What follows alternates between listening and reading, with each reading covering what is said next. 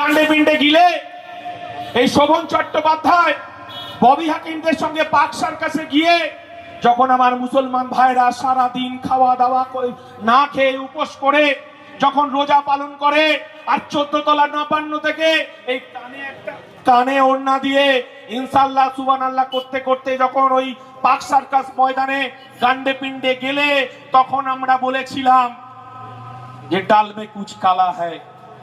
সেদিনকে আমরা বলেছিলাম মমতা বন্দ্যোপাধ্যায় নাটক করছে হিজাব পরে বোরকা পরে আমার মুসলমান সমাজের ভাইদেরকে বিপদে ফেলে উনি চলে গেলেন।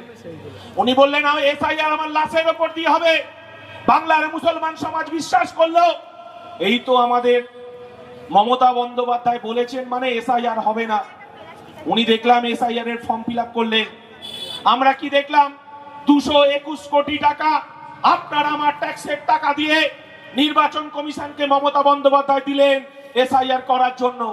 আমরা কি দেখলাম আবার নির্বাচন ঘোষণা হয়ে গেল। আমার দলের চেয়ারম্যান নওশাদ সিদ্দিকী বলছে মমতা বন্দ্যোপাধ্যায় আপনি এই রাজ্যের মুখ্যমন্ত্রী, আপনি এই রাজ্যের অভিভাবিকা, চলুন আমি বিরোধী রাজনীতি করি। আপনি আমাকে 42 দিন জেল খাটিয়েছেন, ওয়াকফ আন্দোলন করতে গিয়ে, কৃষি আন্দোলন করতে গিয়ে আপনি আমাকে জেলে ভরেছেন।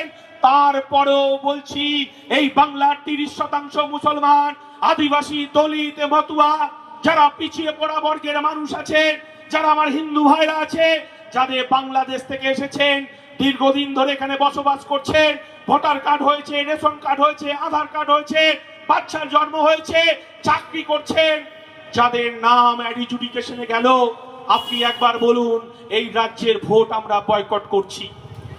আপনি